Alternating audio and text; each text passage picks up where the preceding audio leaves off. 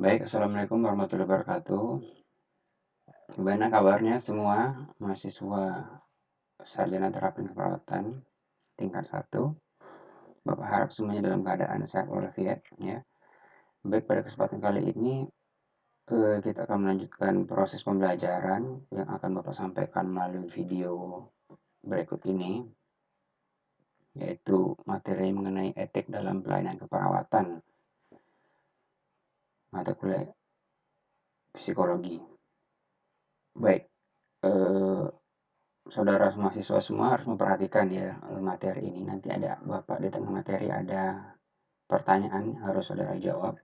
Nanti bisa saudara jawab di lembar Google Classroom dan Google Formulir yang sudah Bapak bagikan nanti di penugasan. Baik, ini adalah etik dalam pelayanan keperawatan.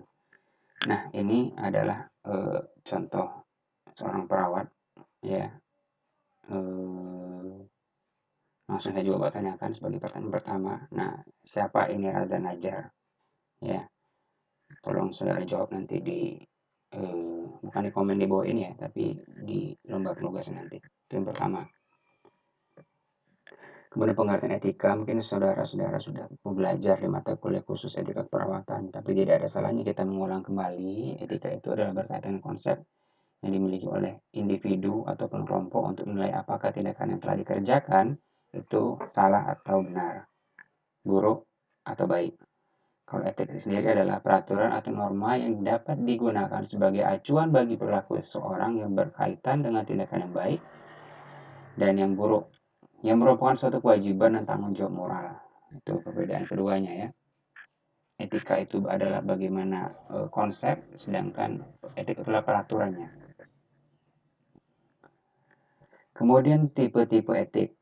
Ya, ada bioetik. Ya, bioetik ini terkait bagaimana seseorang menerapkan etik pada makhluk hidup biologis ya, mulai dari tingkat sel, jaringan, seperti itulah. Belum mulai dari pada hewan atau pada tumbuhan. Clinical etik tentunya kalau kita bicara klinik itu artinya kepada manusia yang sedang sakit ya. Kemudian nursing etis, nah nursing etis juga berada di dalamnya, yaitu merupakan bagian etika seorang perawat. Etika tidak mempersoalkan keadaan manusia, melainkan mempersoalkan bagaimana manusia harus bertindak. Maksudnya seperti apa? Kondisi apapun yang terjadi pada manusia tersebut, kita tidak boleh menyalahkan manusia tersebut. Tidak boleh menyalahkan pasien. Pasien datang dengan masalah yang berbagai macamnya dalam konteks psikologi, itu tidak boleh kita judge. Ya. Tidak boleh kita judge. Apapun itu, ya. Kita harus terima dulu permasalahan tersebut, ya. Tapi bagaimana kita cara menolong nanti. Jadi jadikan diri kita sebagai seorang konsultan nanti atau konselor di perawat itu adalah sebagai cermin diri bagi seorang klien sendiri. Jadi bagaimana klien itu menemukan sendiri kelebihannya di mana dari kaca yang kita pantulkan dari kita sebagai konselor. Di mana kurangnya. Bagaimana dia menutupi kekurangan itu dengan kelebihan-kelebihannya. Dia harus mencari jawaban-jawaban permasalahan itu sendiri. Ya, kita hanya coba mengarahkan, melihat dia apa adanya. Kemudian norma hukum berasal dari hukum tentunya. Ini berasal dari perundang-undangan aturan perundang-undangan tertinggi ataupun falsafah hidup bangsa Indonesia. Kalau di Indonesia ada Pancasila, kita sebagai seorang nakes itu adalah menerapkan ya, terutama sila kedua, bagaimana kita mendapat kemanusiaan yang adil beradab, menolong orang sakit itu adalah bagaimana wujud rasa kemanusiaan kita. Dan norma agama berasal dari agama ya, bagaimana kalau di agama Islam itu diajarkan menolong orang yang lemah itu adalah suatu hal yang mendapatkan pahala yang tinggi ya. Kemudian norma sopan santun ini berasal dari kehidupan sehari-hari yang dilakukan kita, apalagi kita hidup di budaya timur, itu sangat kental sekali dengan sopan santunnya. Kemudian norma moral yang berasal dari etika. Kemudian etika menyangkut cara melakukan perbuatan manusia. Etika menyangkut masalah apakah sebuah perbuatan boleh dilakukan atau tidak boleh dilakukan. Etik terhadap sesama perawat, misalnya seperti itu, sama manusia. Etika terhadap keluarga, ya, terhadap keluarga, bagaimana kita melakukan keluarga yang baik. etika kita terhadap profesi kita, ya. Ketika kita sudah menjadi seorang perawat, kita harus komitmen dengan itu. Etika terhadap politik, ya. Bagaimana kita berpolitik dengan santun seperti itu misalnya. Dan juga harus menghargai hak politik orang lain misalnya. Etika terhadap lingkungan hidup, ya tentunya ini penting, harus diperhatikan ya, sampai hal-hal yang kita lakukan itu membahayakan lingkungan hidup dan kritik terhadap ideologi. Moralitas. Nah, moralitas ini adalah sopan santun, segala sesuatu yang berhubungan dengan etiket atau sopan santun. Profesi, kode etik, dan profesionalisme. Ini hanya mengulang ya di mata kuliah etika perawatan biasanya sudah dia jelaskan. Profesi merupakan kelompok lapangan kerja yang khusus melaksanakan kegiatan yang memerlukan keterampilan dan keahlian tinggi. Ya, itu ada kuncinya. Ada keterampilan dan keahlian ya. Keterampilan itu bisa didapat oleh latihan dan kerja terus-menerus. Tapi kalau keahlian itu harus diperoleh melalui proses akademisi. Guna memenuhi kebutuhan rumit dari manusia. Jadi semua yang dilakukan itu digunakan untuk kebutuhan manusia. Ya, profesi. Profesi apa itu? Hukum, bagaimana semua manusia harus merasakan, mendapatkan keadilan misalnya. Profesi apa misalnya? Profesi insinyur. Insinyur biasanya berkaitan supaya manusia hidup lebih mudah ya. Bagaimana dia punya tempat tinggal nyaman, bagaimana dia punya sarana transportasi memudahkan hubungan antar manusia. Semua itu dikembalikan kepada manusianya. Ciri utama profesi adalah sebuah profesi mendasarkan pelatihan ekstensif sebelum memasuki profesi. Ya, ada semacam pelatihan bahkan sampai pendidikan seperti itu. Pelatihan tersebut meliputi komponen intelektual, soft skill yang signifikan ya. Ada intelektual biasa, kemudian soft skill itu nilai etika. Bagaimana seseorang berkomunikasi, menyampaikan pendapat, rasa hormat. Skillnya harus dilatih terus-menerus. Kalau seorang perawat itu skillnya bagaimana dia melakukan tindakan-tindakan yang terkait dengan psikomotornya ya. Memasang infus, menyuntik ya, termasuk berkomunikasi yang rumit terhadap klien-klien kita di masalah kejiwaan atau psikologi ini juga adalah sebuah skill tersendiri yang juga harus dimiliki oleh seorang perawat. Tenaga perawat juga ada tenaga yang terlatih mampu memberikan jasa yang penting kepada masyarakat. Ini sangat jelas ya. Kemudian fungsi profesi, kode etik, dan profesionalisme. Memberikan pedoman bagi setiap anggota profesi tentang prinsip profesionalisme digariskan. Dan kode etik profesi menjaga campur tangan pihak di luar organisasi profesi tentang hubungan etika dalam keanggotaan profesi. Jadi ketika ada suatu masalah dalam suatu profesi, itu harus diselesaikan dulu dalam profesi itu. Jangan sampai ada profesi-profesi lain yang mengintimidasi ya. Jadi harus jelas. Kita analogikan seperti atlet sepak bola lah ya kan. Ketika ada proses pelanggaran gitu kan yang keras, atau gini aja, kita menendang kaki seseorang sedang bermain bola ya, atau memukul seseorang sedang main bola nih, sedang panas-panasnya main bola mukul, itu ada kartu merah, ada tidak boleh bermain misalnya selama satu musim seperti itu ya. Tidak langsung berbeda ketika kita mukul orang di jalan. Mukul orang di jalan itu langsung polisi yang datang ya. Seperti itu juga perawat. Jika perawat melakukan kesalahan, itu harus disidang etik dulu di komite etiknya, komite perawatnya seperti itu.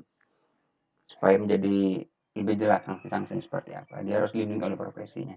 Jangan sampai seorang perawat melakukan kesalahan langsung diserahkan itu ke pihak hukum. Nah, kalau sudah sampai ke pihak hukum, udah misalnya ada masalah-masalah tertentu, udah terblok up media, apa boleh buat. Tapi organisasi profesi harus tetap melakukan pendampingan pada perawat. Tentunya perawat yang sudah terregistrasi. Prinsip-prinsip moral dalam praktek keperawatan yang pertama otonomi ya. Melakukan tentang hak seseorang untuk menentukan memilih sesuatu terbaik bagi dirinya. Artinya seorang klien atau pasien itu berhak kita hargai pilihan-pilihannya ya. Pilihan dia minta diberikan pertolongan atau tidak itu kita harus hargai ya. Misalnya kita ingin melakukan tindakan memberikan obat misalnya, pasiennya sedang tidur, jadi keluarganya berhak meminta penundaan mohon maaf ini suster, gimana kalau obatnya kita tunda 1 jam lagi? Dia baru kali tidur pasien ini, seperti itu. Itu adalah hak, ya. Kemudian berbuat baik, tentunya pekerjaan imperator ini adalah semuanya untuk menolong pasien, ya. Walaupun ada tindakan-tindakan yang kadang sedikit menyakitkan, itu adalah kebaikan pasien, tidak ada yang membahayakan. Kalaupun ada sampai tindakan yang merugikan dan menguntungkan itu sama, itu otomatis tindakan itu tidak dilakukan. Jadi keberhasilan suatu tindakan itu harus lebih tinggi peluangnya, baru itu bisa dilakukan. Kemudian keadilan, tentu semua pasien dari semua ras, semua suku, semua bangsa itu diberlakukan dengan yang sama. Ya, tidak ada perbedaan. Semua itu sama di mata seorang perawat. Nah, muncul pertanyaan kedua yang harus saudara jawab nanti di lembar kuis. Kenapa seorang pasien ketika masuk rumah sakit, dia dibedakan berdasarkan kelas? Ada kelas 1, pasien kelas 1, kelas 2, kelas 3, ataupun ada VIP dan VVIP. Bagaimana pendapat saudara terhadap prinsip keadilan di sini? Oke, nanti saudara jawab sendiri di lembar penugasan. Kemudian yang keempat adalah tidak merugikan. Prinsip ini berarti tidak menimbulkan bahaya fisik maupun emosional, ya. Jadi semua itu yang disampaikan oleh seorang perawat itu harus ya benar-benar dengan cara yang baik. Menyampaikan bahwa seorang pasien tidak bisa ditolong lagi kepada keluarganya yang menunggu, itu harus dengan cara yang baik. Ya, harus bisa menenangkan keluarga apa yang kita sampaikan. Walaupun itu sebenarnya kabar yang tidak menyenangkan. Kejujuran. Nah, ini harus disampaikan, ya. Apapun kondisi pasien itu harus disampaikan. Walaupun tidak bersama pasien, karena kita kadang menghadapi pasien-pasien gangguan kejiwaan, tentunya sampaikan pada pihak keluarga, siapa penanggung jawabnya, seperti itu. Ya. Kemudian fidelity, ya, memberikan perhatian, ya. Ada perhatian antara seorang perawat pada pasiennya. Ini sangat penting, ya. Bukan antara dua insan manusia aja perhatian, pada pasien juga seperti itu. Dia, kalau kita memperhatikan dengan hati, maka hati pasien juga yang menerimanya. Kemudian memberikan pengharapan. Seburuk apapun kondisi pasien, tetap ada harapan yang harus kita berikan kepada pasien kita. Walaupun bukan harapan kesembuhan, tapi harapan bagaimana bisa dia menghadapi kematian itu dengan eh, sesuatu yang tidak terlalu menakutkan. Dia mempersiapkan kematian. Ada pengharapan di situ. Kalau kita di agama Islam itu diajarkan bahwa ada kehidupan setelah mati, kemudian sakit itu adalah sebagai proses menggugurkan dosa dari manusia tersebut. Itu diberikan pengharapan. Jadi sisi spiritualnya harus selalu dikuatkan juga. Kemudian memberikan kebebasan beribadah, ya. Kita pernah lihat potret pasien udah koma, dia nulis di kertas di atas badannya. Maaf, bukan koma, ya. Pasien yang sering tidak sadar, sering tertidur. Jadi nulis, abang, kakak, perawat, tolong ingatkan saya ketika waktu sholat datang, bangunkan saya. Ditulisnya di kertas gitu. Ya, jadi ketika hal tersebut sudah disampaikan, ya, kita seorang perawat harus selalu mengingatkan pasien tersebut. Ya. Ketika ada waktu azan, diingatkan untuk sholat. Walaupun dia tidak bisa sholat sempurna seperti kita, mungkin sholat nanti bisa dengan caranya ketika dia sakit, ya. Kemudian memberi klien sejahtera, ya. Bagaimana memenuhi proses kebutuhan dari level dasar kebutuhan fisiologis, itu sudah bagian dari proses memberikan kesejahteraan pada klien. Kemudian yang ketujuh adalah kerahasiaan. Jadi apapun yang terjadi bersama pasien itu tidak boleh kita ceritakan. Ya, tidak boleh kita ceritakan di dimanapun. Ya. Di dalam laporan saja itu harus diceritakan. Laporan itu harus diceritakan dalam konteks yang tepat. Ya, ketika melaporkan, ketika kasus itu diangkat untuk sebagai bahan dikaji, itu menggunakan inisial seperti itu, ya. Namanya pakai inisial ketika diangkat untuk proses penelitian. Harus rahasia. Ini dibuka nanti kalau sampai di pengadilan. Nah, itu kalau disebut pengadilan di masalah hukum baru dibuka. Nah, ini saudara akan disumpah ini untuk menjaga kerahasiaan pasien ini. Jangan sampai ada penyakit di kulit biasanya, ada kutil misalnya, itu tersebar kemana-mana cerita kutil tentang pasien, itu sangat menyalahi prinsip etik ini ya. Kemudian akuntabilitas ya, seorang profesional itu harus bertanggung jawab terhadap apa yang dia kerjakan ya. Tanggung jawab itu jelas, bukan hanya keberhasilan kesembuhan dari pasien, tapi juga apa yang dikerjakan itu ditulis ya, ditulis, didokumentasikan yang baik. Nanti saudara belajar sendiri bagaimana cara pendokumentasiannya. Ditulis yang dikerjakan, bukan direkam ya, bukan direkam audio maupun videonya, bukan direkam. Kalau direkam itu menyalahi juga di rumah sakit, ada undang-undang rumah sakit bahwa semua pihak dilarang merekam ya, tidak boleh merekam. Ditulis ya, tindakan-tindakannya supaya apa yang kita kerjakan itu bisa diperlihatkan. Kita udah kerja 8 jam sehari, nanti ditanya orang apa kerja perawat, nggak tahu. Tapi setelah kalau kita tulis catatan kerja kita akan sampaikan ini kerjaan perawat loh, banyak ternyata perawat. Nah itu nanti kalau sudah rapi pendokumentasian itu, nanti pekerjaan perawat akan lebih dihargai.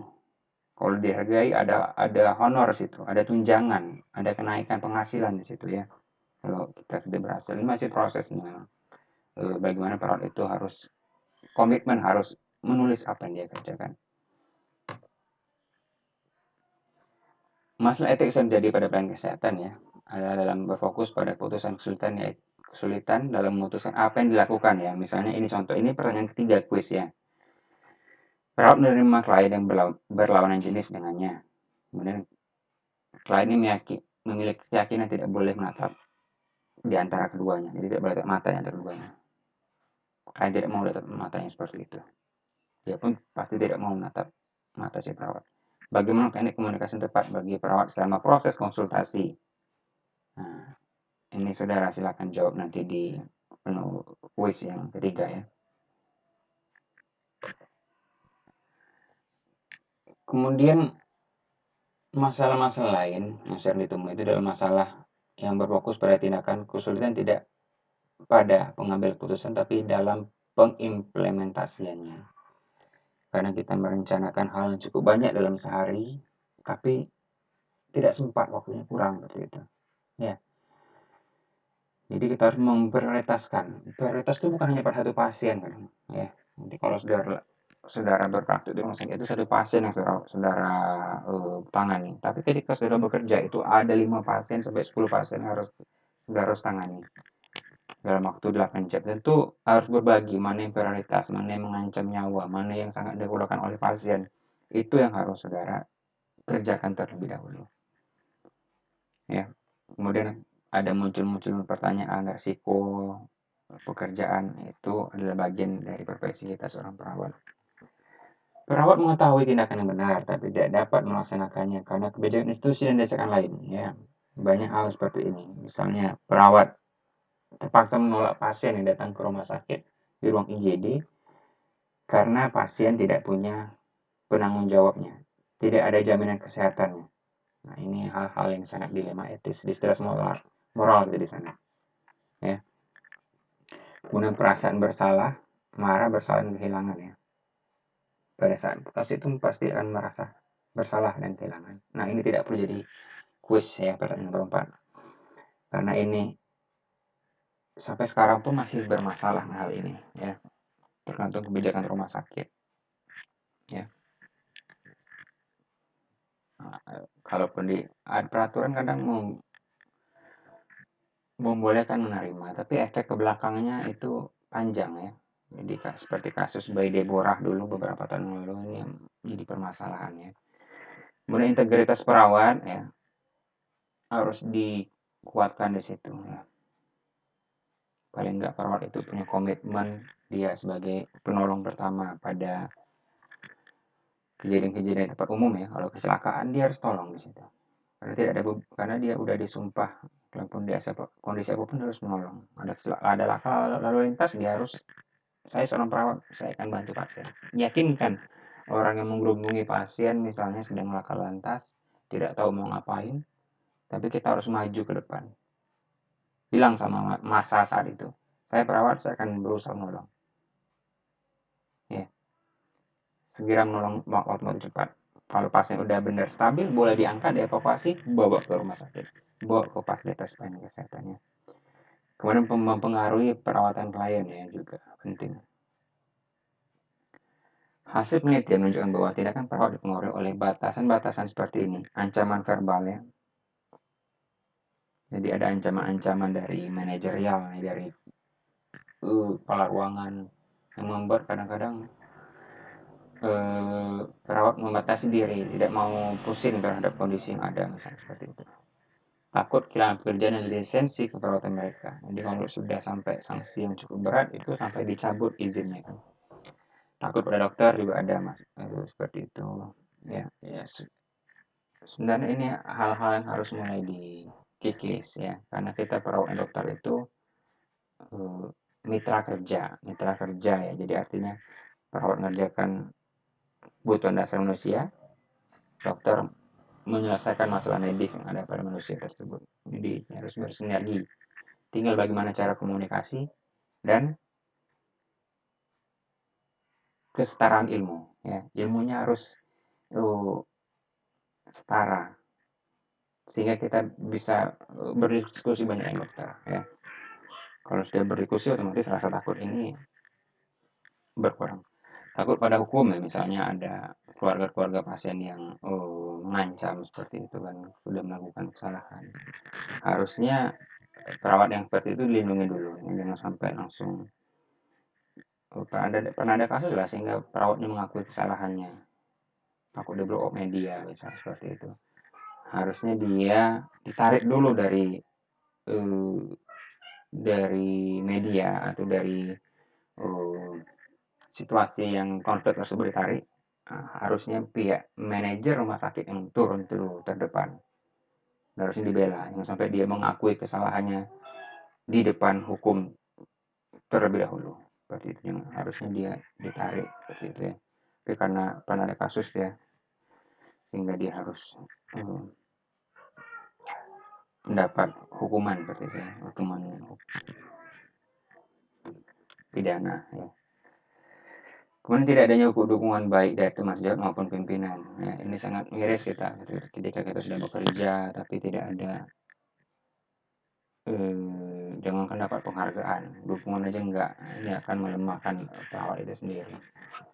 Apalagi dalam kasus sekarang, ya beberapa bulan lalu terutama, ketika seorang perawat itu menghadapi masalah yang cukup besar dalam kasus pandemi ini, dia harus sebagai garda terdepan bersama profesi lain. Tentu ini harus butuh penguatan dari manajerial dan juga teman sejawat. Ya, karena keluarga udah jauh sama mereka, mereka tinggal sama keluarga bisa jadinya. Dia harus sama perawat dan pihak rumah sakit itu dalam menguatkan bagaimana dia harus selalu semangat dalam menolong raga yang lain. Untuk mengatasi masalah tersebut dibutuhkan pengetahuan, pengalaman, komunikasi, dan kemampuan untuk membuat kesepakatan melindungi integritas. Konflik dalam perawatan dapat terjadi karena adanya pertanyaan-pertanyaan perawat yang tidak terselesaikan tentang sifat dan cakupan praktik mereka. Selain itu, teknologi tinggi dan peran spesialisasi telah memperluas cakupan praktik perawatan. Ya. Jadi jangan sampai pekerjaan seorang perawat itu digantikan oleh mesin-mesin misalnya. Kan banyak tuh pekerjaan tempat loket pembayaran tol digantikan saja sama alat. Jangan sampai perawat digantikannya, karena semakin tinggi ya, high tech harus diimbangi dengan high touch ya, seperti itu. Tumpang tindih antara aktivitas perawatan dan medis. Ya, jangan sampai kita itu banyak mengerjakan pekerjaan medis daripada pekerjaan perawat itu sendiri ya. Memang ada pendelegasian tugas dari pihak medis ke tim perawat, tapi jangan sampai itu banyak yang dilaporkan itu ada tindakan medis.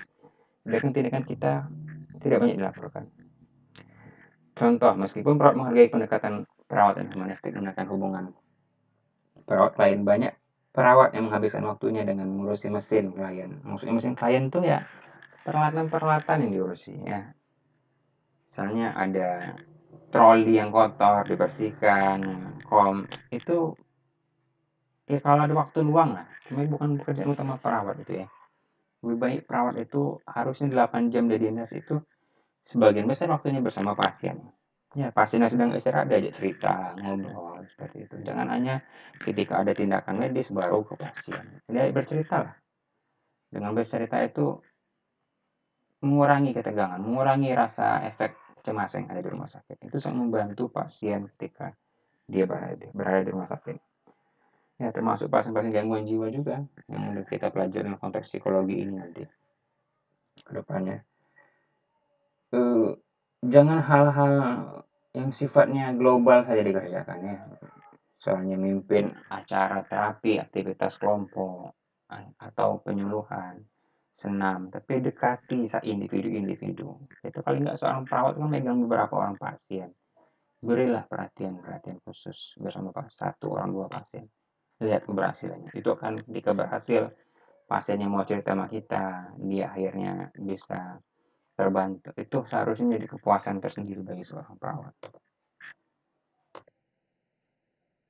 Kondisi yang berkaitan erat dengan masalah hukum, misalnya kematian yang tidak diinginkan, ya,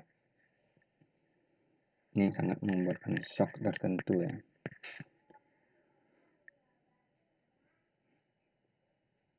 Kemudian pasien tidak punya anggota keluarga, kan di rumah sakit jiwa tersebut ada gelandangan misalnya, masalah medis dibawa ke rumah sakit jiwa misalnya. Ini nanti pertanggungjawaban secara hukumnya susah ya. Harusnya pihak dinas sosial juga harus bekerjasama ya, seperti itu. Tindakan kekerasan pada pasien ya, kadang kita menghadapi pasien yang memiliki perilaku kekerasan di rumah sakit, kita pun ikut terpancing emosi melakukan kekerasan ya. Nah, pasien itu ketika sedang amuk bisa aja dia mukul misalnya, seperti itu. Kita sebagai seorang perawat refleks juga balas, misalnya dipukul orang gangguan jiwa, kita balas juga dengan pukul ya, sama-sama kita akhirnya kan sama-sama memiliki masalah kejiwaan kalau kita ikut memukul pasien. Kemudian pasien pindah ke rumah sakit lain ya, kemudian trauma akibat restoran di rumah sakit ya. Restoran itu dikekang, pasien yang udah sangat amuk, dia tidak bisa lagi ditaruh di ruang intensif psikiatrik care misalnya, di ruangan dia sendiri, tak khawatir kita kan, dia amuk mukul dinding misalnya, atau menghantukkan kepalanya ke dinding. Nah, akhirnya kalau pasien seperti ini harus diikat. Ikatan yang terlalu lama yang tidak dikontrol akan menyebabkan banyak luka ya, luka di tangan. Ini juga masalah-masalah yang cukup berat. Pasien melarikan diri, nah ini dia harus dihindari di rumah sakit. Ini adalah termasuk indikator keberhasilan rumah sakit ya. Yang sampai ada pasien kabur ya. Ini pasien bunuh diri. Nah, ini lebih fatal lagi kalau pasien sampai bisa bunuh diri di rumah sakit ya. Rumah sakit jiwa terutama punya ada bawaan ini bunuh diri. Makanya kalau pasien-pasien bunuh diri ini, peralatan yang selalu berkaitan dengan dia harus dikontrol ya. Jangan sampai ada pena bersama dia ya. Hal-hal sepele sikat gigi pun kadang bisa digunakan untuk melukai diri sendiri, melukai orang lain juga bisa ya. Jadi harus diperhatikan masalah-masalah pelayanan dalam dunia keperawatan ini, karena ini ada konsekuensi hukum nanti ke depannya. Walaupun kita dilindungi dulu oleh profesi ya, tapi kalau sampai masalah yang cukup berat ya, ini masalah-masalah seperti ini harus bisa kita minimalisir. Makanya kuncinya itu tadi ya, 3 hal. Bagaimana kita harus menguasai ilmu yang kita akan praktekkan ya. Menguasai ilmunya, keahliannya harus kita pahamin. Bagaimana rasional sebuah tindakan. Kemudian bagaimana mengerjakan tindakan itu sendiri yang merupakan bagian dari keterampilan. Ya harus selalu diasah.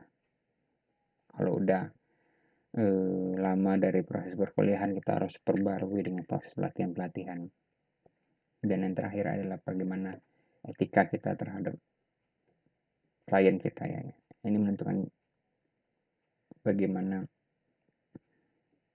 keberhasilan pasien-pasien tersebut untuk sembuh, terutama pada masalah kejiwaan. Ini etika sangat kelihatan sekali Ya, bagaimana kita memperlakukan pasien kita akan, walaupun dia gangguan jiwa, tapi dia merasakan, oh, ibu ini baik, bapak ini baik memperlakukan saya.